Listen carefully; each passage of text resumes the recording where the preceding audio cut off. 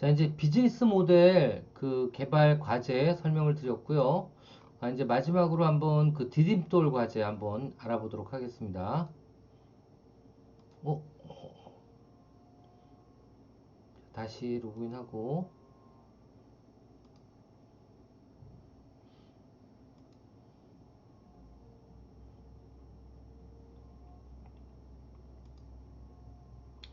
자, 지금 이제 그 창업 성장 기술개발 사업 디딤돌 과정, 이게 이제 제일 첫 번째 소상공인이라든가 창업자들이 그 기술개발 사업에 첫 번째 입문할 때 신청을 하는 사업 중에 하나인데요. 한번 요거부터 한번 해보도록 하겠습니다. 나머지 팁스 사업이라든가 이런 부분들은 어떻게 보면 좀 정부 지원 사업들을, 이 기술개발 사업을 몇 번 진행한 사람들, 진행한 사업자들이 이제 진행을 해야 되는 그런 부분들이에요. 그러니까 어떻게 보면 이 창업성장 기술개발 사업이라든가 아니면 기술혁신개발 사업 같은 경우에는 그 7년도 필요 없고요. 또 몇 번씩 사업을 받은 사람들이 더 어떻게 보면 지원을 받을 수 있는 거기 때문에 진입이 어렵지. 예, 진입이 되고 나서부터는 지속적으로 매년 이런 기술 개발이라든가 이런 부분들이 있으면, 근데 사업자라 그러면 뭐 이런 거는 계속 있잖아요. 그죠? 예, 기업이라 그러면 계속적으로 기술 혁신, 기술 개발이 있어야지만 어, 영속적인 어떤 발전이 있을 수가 있기 때문에 이런 부분들에 대해서 지속적으로 지원을 받기 위해서는 당연히 이 중소기업 기술개발 종합관리 시스템을 활용해서 계속적으로 사업을 키워감에 있어서 도움이 될 수 있는 그런 어떤 지원 사업을 신청하기 위해서는 이 홈페이지에 대해서 제대로 알고 계셔야 돼요. 음. 그 중에서 말씀드린 것처럼 디딤돌이 첫 번째인데 한번 들어가 보도록 하겠습니다. 이번 연도에는 디딤돌 사업 같은 경우에는 1월 달에 있었고요. 1월 달에 있었고, 그리고 4월 달에 있었고요. 그 다음에 몇 월 달? 예, 5월 달에 있었습니다. 이렇게 해서 3번 정도의 사업이 있었고, 사업 중에 1월 달은 2번의 그 공고가 떴는데요. 하나는 그냥 진짜 첫걸음 사업, 네, 첫걸음 사업. 이게 바로 이 중소기업 기술개발 지원 사업의 첫 관문이라고 생각하시면 돼요. 그러니까 이거부터 시작하시는 거예요. 그러니까 뭐 이걸 꼭 굳이 따져본다 그러면 제 생각에는 생활혁신형 기술개발 사업 한 다음에 창업성장 기술개발 사업, 디딤돌 사업, 첫걸음 사업으로 들어가셔야 된다고 생각이 돼요. 그러니까 이런 것도 뭐 설명드리면 좋을지 모르겠는데, 기술개발 사업 어떻게 보면 절차, 신청 절차 이렇게 표현할게요. 이게 초기 창업자부터. 그럼 제일 먼저 해야 되는 게 뭐냐면 여기서는 이 페이지에서는 생활혁신형 개발 사업을 먼저 하셔야 될 것 같고요.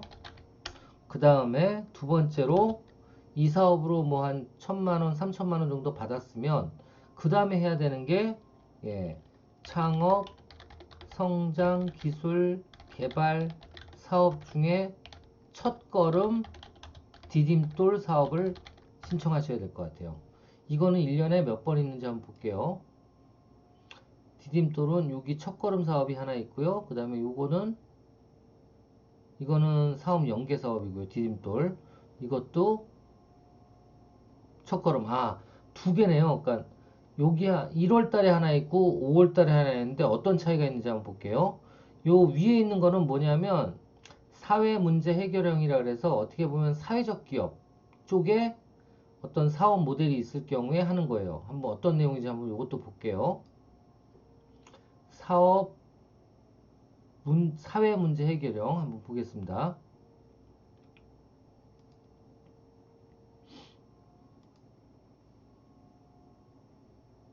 밑에 떨어졌고요. 한번 보겠습니다. 네, 사회 문제 해결형은 어떤 건지 한번 보겠습니다. 이것도 똑같이 지원 대상은 이건 7년 이하네요. 7년 이하, 그리고 매출액도 20억 이하, 예, 미만인 창업기업이에요. 아까 그 기술개발 혁신 지원 사업은 100억 이상이었잖아요. 그러니까 그건 그 다음 단계고, 여기서는 주로 여러분들 같이 이렇게 7년 이내면서 매출액이 20억 이하인, 예, 그런 어떤 미만인 창업기업이 신청할 수 있다라고 되어 있고요. 사회 문제를 해결하기 위한 창업기업의 기술개발 지원. 예, 그렇습니다. 그러니까 사회 문제라면 여러 가지 이 소셜 벤처 얘기하는 거예요. 소셜 벤처. 예, 소셜 벤처들이 지원할 수 있는 사업이다. 라고 보시면 되고요. 그런 어떤 소셜 벤처 창업 아이디어가 있으면 그 아이디어의 시제품을 개발하기 위한 건데요. 주로 어떤 문제? 그렇죠. 생활 폐기물을 해결할 수 있는 방안, 실내 공기 오염을 해결할 수 있는 방안, 미세 플라스틱을 해결할 수 있는 방안, 먹거리 안전을 해결할 수 있는 방안, 사이버 범죄를 해결할 수 있는 방안, 불량, 그리고 노후주택 이런 것들 많죠 요즘에. 예, 이런 걸 해결할 수 있는 방안, 교통혼잡이라든가 교통안전을 해결할 수 있는 방안, 의료격차, 예, 의료격차를 해결할 수 있는 방안, 정보격차를 해결할 수 있는, 그러니까 이런 부분들에 대해서 사회적인 이게 문제잖아요. 이런 문제를 해결하기 위한 어떤 솔루션적인 제품이라든가 플랫폼을 개발하기 위해서 필요한 어떤 자금이 있으면 지원하겠다. 그런 얘기예요. 이게 이제 사회 문제 해결형이고 소셜 벤처를 만드는 거죠. 이건 이제 특정한 어떤 업종을 딱 정해서 주제를 정해서 얘기를 했던 부분이고요. 이제 1월 달에 발표한 것 중에서는 요 첫걸음 이게 이제 여러분들이 지원할 수 있는 내용들이라고 보시면 됩니다. 자, 어떤 내용들인지 한번 볼게요.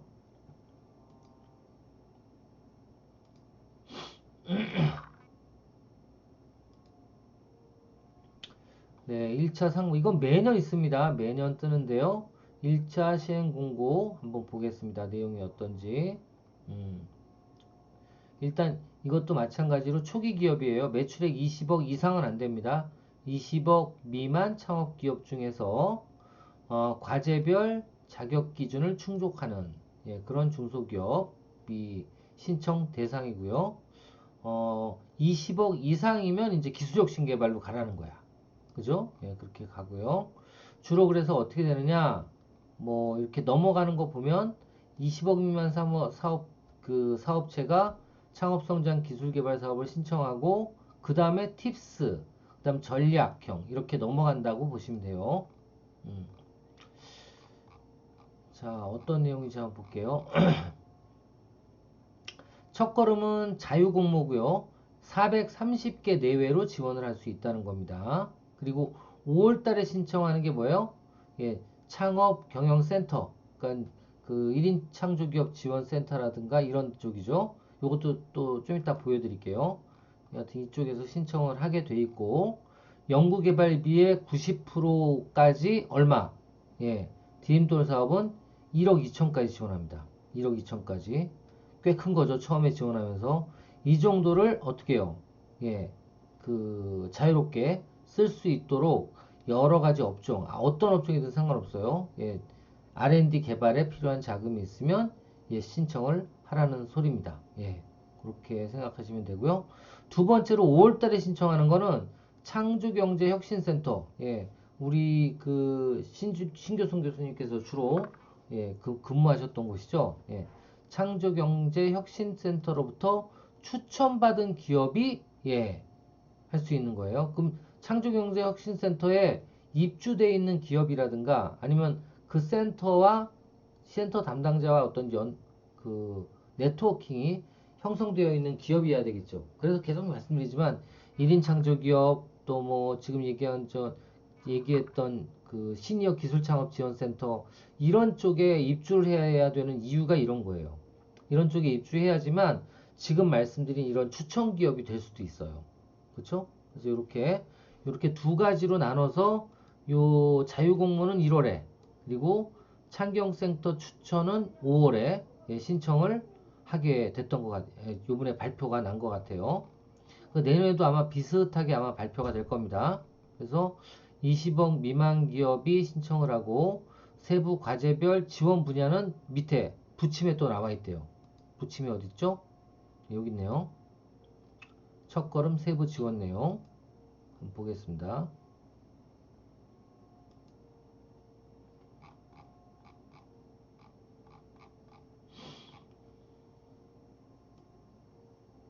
이걸 다 뒤져볼 수 있어야 돼요, 여러분들이. 창업의 범위는 아까 제가 설명드렸죠?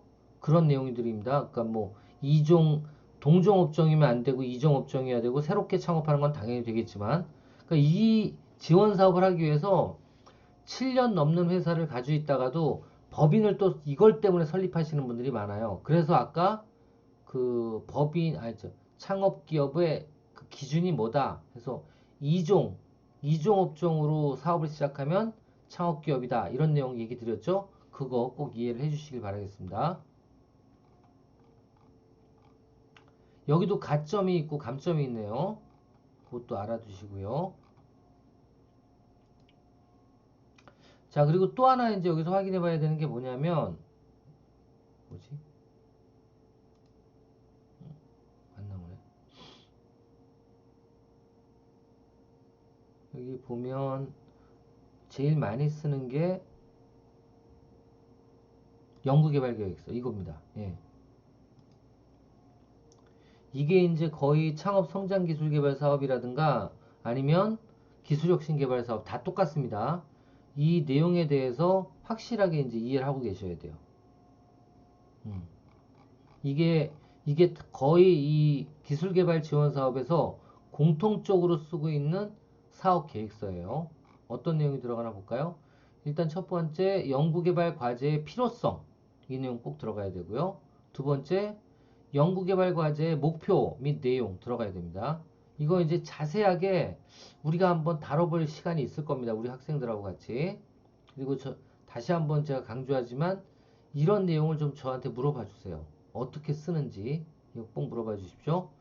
일단 최종 목표 이게 뭐예요?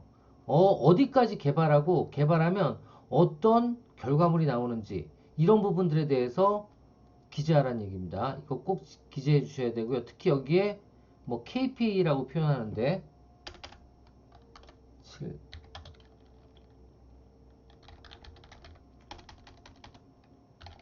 창업 성장 기술 개발 사업 신청 관련 자료가 어떤 게 있는지 볼게요. 첫 번째 신청서 작성해야 되고요. 두 번째 연구 개발 계획서를 작성해야 됩니다. 이 연구 개발 계획서에서 첫 번째로 중요하게 생각해야 되는 게 당연히 필요성 들어가야 되죠. 개발 필요성 들어가야 되고요. 두 번째 들어가야 되는 게 뭐예요? 그렇습니다. 이 개발 결과 중에 목표 또는 결과물이 나와줘야 돼요. 이 결과물은 보통 KPI라고 표현하죠. 예, 키 팩터 뭐 결과물, 그죠? 그 뜻인데 이 KPI를 여러 가지 항목별로 구체적인 항목별로 나타내 줘야 돼요. 아시겠죠? 구체적인 항목별로 이 KPI 몇 가지 한 세 가지를 정해야 됩니다. 세 가지 정도의 구체적인 KPI를 정해서 그 내용을 나는 적어도 이 개발이 끝나면 뭐 속도는 이 정도, 크기는 이 정도, 아니면 뭐 예를 들면 뭐 그 건강기능식품이라 그러면 뭐 예를 들면 당화혈색소가 낮춰지는 그 어떤 기준, 이걸 먹었을 때, 그러니까 뭔가 수치적으로 객관적인 수치나 아니면 뭐라고 표현해야 될까요? 측정 가능한 결과물을 제시해 주셔야 돼요. 이게 제일 중요합니다. 아시겠죠? 여기서 핵심은 연구개발 그 사업의 핵심은 뭔가 결과가 나와야 되잖아요. 그 결과를 측정이 가능해야 돼요. 측정. 그 측정이 가능해야 되고 특히 이 측정 방법에 대한 것도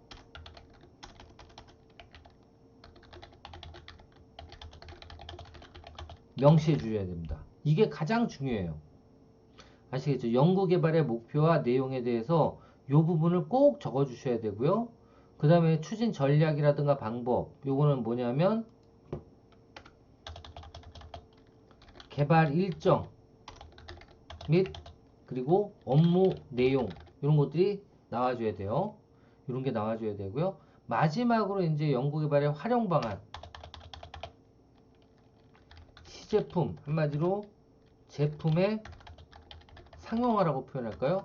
그러니까 필요한 부분들, 이게 어떻게 보면 연구개발 필요성과 연관이 되겠죠.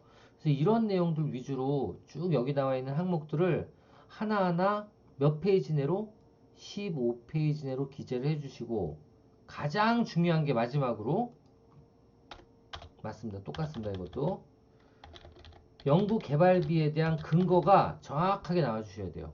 연구개발비에 대한 근거, 이게 뭘로 되어 있어야 되냐면 견적서를 사전에 뽑아서 붙여넣어줘야 됩니다. 그리고 이것도 심사위원들이 가장 좋아하는 건 뭐냐면 항목이 많은 거 안 좋아해요.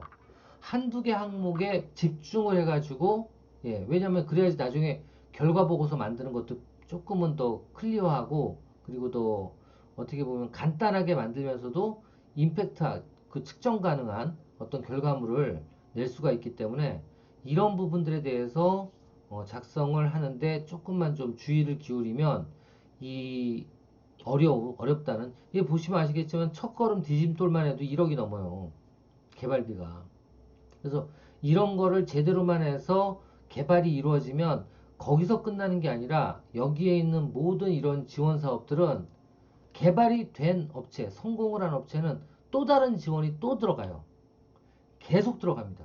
그래서 이게 연계가 돼서 사업을 키워가면서 있어서 같이 동반자 역할을 하는 사업이다 라고 보시면 되고, 지속적으로 지원이 가능하고 다수 지원이 가능한 그런 사업들이, 지원 사업들이 바로 중소기업 기술개발 지원 사업이니까요. 여러분들 하여튼 이 내용도 어렵지만 좀 이해를 하시고 대면 수업 때 이쪽 관련된 토론을 더 많이 할 수 있도록 하는 게 좋지 않을까라고 생각이 됩니다. 이번 주 강의는 여기까지 해서 마치도록 하고요. 다음 주에 또 건강한 모습으로 여러분들 뵙기를 기원하겠습니다. 감사합니다.